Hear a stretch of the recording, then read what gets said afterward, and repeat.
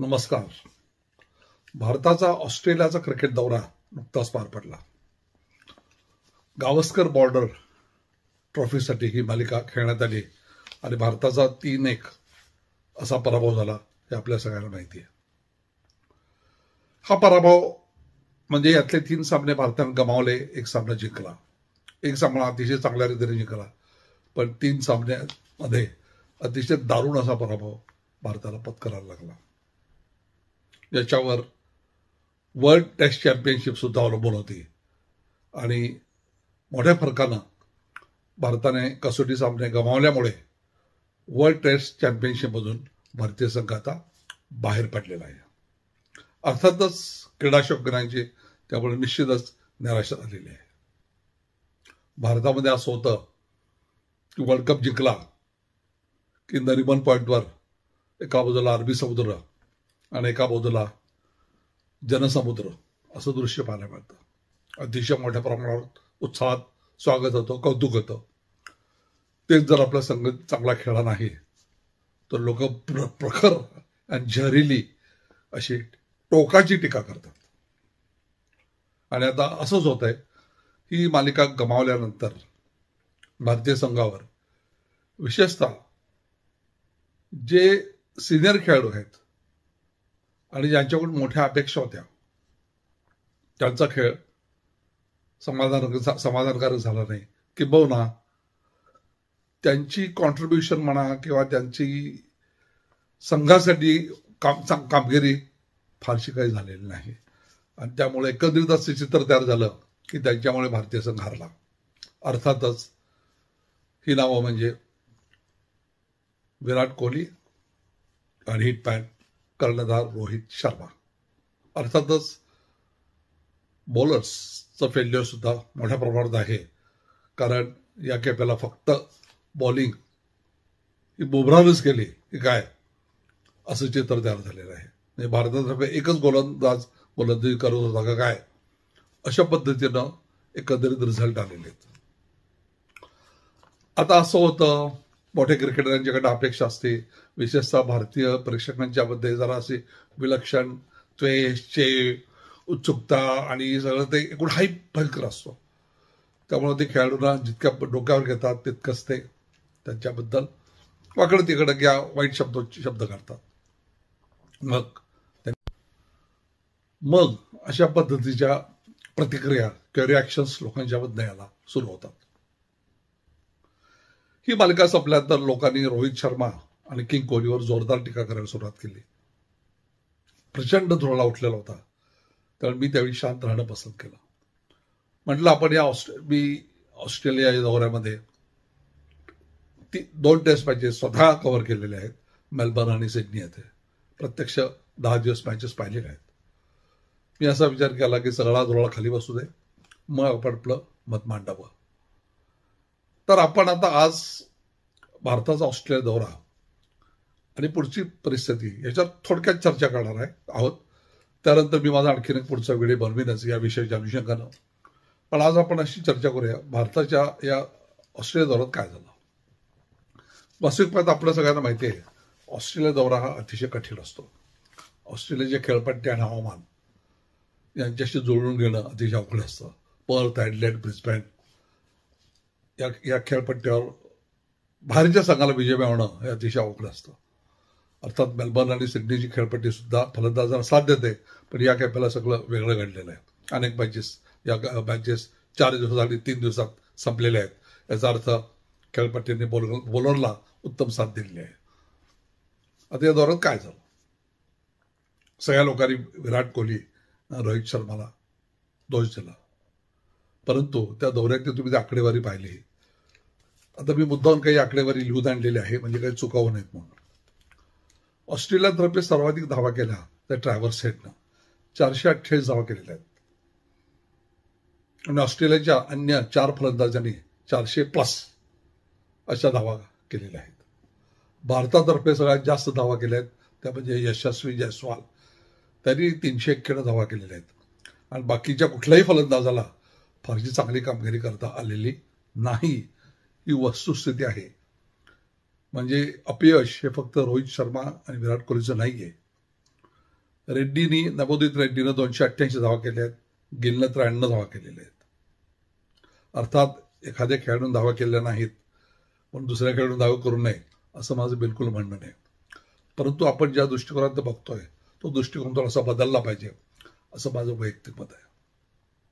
मित्रांनो, रोहित शर्मा, विराट कोहली हे महान फलंदाज आहेत. भारतीय क्रिकेटसाठी त्यांचं योगदान अत्यंत प्रचंड आणि मौल्यवान आहे. मी तुम्हाला थोडीशी आकडेवारी सांगणार आहे. म्हणजे आपण एखादी जेव्हा टीका करतो त्यावेळी आपल्याला जरा भान चांगलं राहील आणि आपण वस्तुस्थितीच्या निष्कर्षावर आपण त्या गोष्टीकडे पाहिलं पाहिजे. म्हणून तुम्हाला मुद्दाने आकडेवारी सांगतोय. पहा, रोहित शर्मा, हिटमॅन रोहित शर्मा, कर्णधार. रोहित शर्मा 67 टेस्ट मॅच खेळलेला आहे आणि त्यांनी 4000+ एवढ्या धावा केलेल्या असून त्याचे ॲव्हरेज आहे 40. हे ॲव्हरेज चांगलं म्हणता येईल. स्ट्राईक रेट आहे 57. वन डे क्रिकेट, एक दिवसीय मालिकेत रोहितनं 265 सामने खेळलेत आणि 10,866 धावा त्यांनी जमवल्या आहेत. पहा, 10,866 धावा आतापर्यंत त्यांनी जमवलेल्या आहेत. 159 T20 सामने खेळलेत आणि 4,231 धावा त्यांनी केलेल्या आहेत.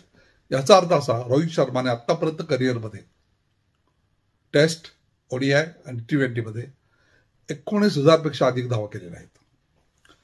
रोहित शर्माचा दर्जा तुम्हाला केलेल्या कामगिरीवरनं कळेल. ही आकडेवारी स्पष्ट बोलते त्याचं कर्तृत्व किती महान आहे. आता विराट कोहली पहा, 123 सामने खेळलाय, 9,230 रन्स टेस्टमध्ये. ओडियामध्ये 295 सामने खेळलाय, 13,906 रन्स आहेत आणि T20 125 मॅचेस खेळलाय, 4,188 सामने खेळलेले आहे. एकूण धावा केल्या 26,000. मित्रांनो, या गोष्टी आपल्याला नजरेआड करून चालणार नाही. याच विराट कोहलीने T20च्या शेवटच्या सामन्यात 76 धावा करून भारताला करंडक मिळवण्यामध्ये फार मोठी कामगिरी केली आहे. हे खेळाडू महान आहेत, त्यामुळं त्यांच्यावर अशी टोकाची टीका करणं योग्य नाही असं माझं स्वतःच म्हणणं आहे. त्यांना त्याची स्वतःची स्पेस दिली पाहिजे. यांनी पुष्कळ या क्रिकेटसाठी बरंच मोठं योगदान दिलंय. त्याला रिटायर केव्हा व्हायचं कळतंय, त्याप्रमाणे ते होतीलही, कारण त्यांचा प्रत्येकाची वेळ येतेच. परंतु कुणीतरी उठावं आणि काही बोलावं हे काय बरोबर नाही असं माझं मत आहे. म्हणजे ज्यांना पिंक बॉल, रेड बॉल आणि व्हाईट बॉल कशासाठी केव्हा खेळला जातो हे देखील माहीत नाही आहे. आणि काही महाभाग असे आहेत त्यांना क्रिकेटमधलं first slip, second slip, third slip म्हणजे सकाळची झोप, दुपारची झोप आणि रात्री झोप एवढंच त्यांचं ज्ञान आहे. अशा लोकांनी उठसूट आपल्या विराट कोहली आणि रोहित शर्माबद्दल वाटेल ती पर्सनल वैयक्तिक बोचरी टीका करणं योग्य नाही. मित्रांनो, भारतीय प्रेक्षक आपल्याला टीका करण्याचा जरूर अधिकार आहे. एखाद्याला जसं आपण डोक्यावर घेतो, एखाद्याचे कौतुक करतो, तसंच त्यांच्याबद्दल आपण टीका करणं आपला रास्त आहे. पण त्याला एक लिमिट पाहिजे. आज या खेळाडूंची कामगिरी काय आहे, त्यांनी क्रिकेटसाठी काय योगदान दिले, किती सामने खेळलेले आहेत, याच्यामध्ये बऱ्याच गोष्टी असतात. फिटनेस असतो, इंटिग्रिटी असते, कॉन्सन्ट्रेशन असतं, सगळ्या गोष्टी असतात आणि त्याप्रमाणे ते खेळत असतात आणि भारतीय संघासाठी योगदान देत असतात. त्यामुळे आपण थोडंसं याचं भान ठेवावं. आणि मला वाटतं रोहित शर्मा आणि विराट कोहलीसारख्या खेळाडूंच्या बाबतीत आपण टोकाची बुगा घेऊ नये. त्यांना त्यांची स्पेस द्यावी. ते योग्य ते निर्णय घेतील, काही वर्षी खेळत राहतील किंवा ते रिटायर होऊ शकतात. परंतु वैयक्तिक बोचरी टीका करणं आणि त्यांना एकदम जमीन धरणं हे काही योग्य नाही असं मला वाटतंय. मित्रांनो, आता यापुढे लगेच एक चॅम्पियन्स ट्रॉफी आहे. एक दिवसाची मालिका आहे, एक दिवसाच्या सामन्यासारखी ती मालिका आहे. त्यामुळे माझ्या मते रोहित शर्मा पुन्हा भारताचं नेतृत्व करेल आणि त्याची बॅट तळपेल. विराट कोहलीची पण बॅट तळपेल अशी अपेक्षा आहे. आपले फलंदाजीमधले कच्चे दुवे आपण आता शोधले पाहिजेत. संघाला नुसता दोष देऊन चालणार नाही. Batting coach, bowling coach, head coach यांची सुद्धा मोठी जबाबदारी आहे.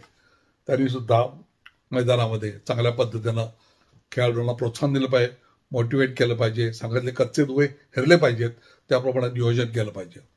आज काय परिस्थिती झाली, ऑस्ट्रेलियाच्या एकूण डावामध्ये आपण भारतीय संघाने ऑस्ट्रेलियाच्या 80 विकेट घेतल्या, त्यापैकी 32 विकेट या केवळ जसप्रीत बुमराहनं घेतलेल्या आहेत.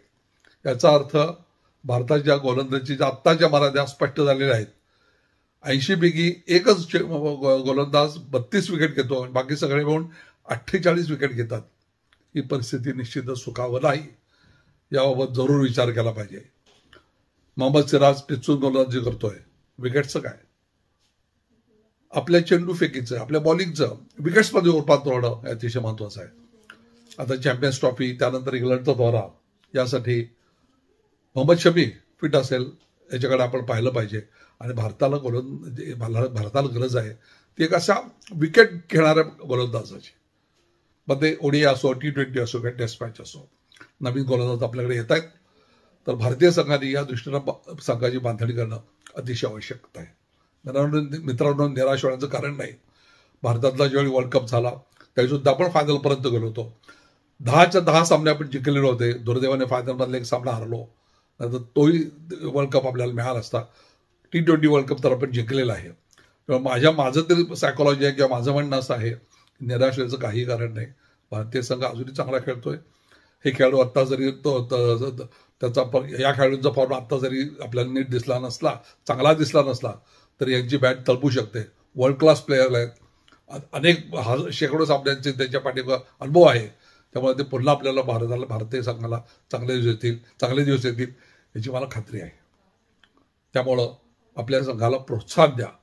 त्यांच्यावर जहरी टीका करताना भान ठेवा आणि ते चांगले कसं आउटपुट देतील याकडे आपण लक्ष ठेवूया. यापुढचा माझा व्हिडिओ सुद्धा आता लवकरच येईल. या क्रिकेटच्या विषयावर आणि पुढील विषयावर आपण चर्चा करूया. तुर्तास थांबूया. ऑल द बेस्ट आणि जय हिंद.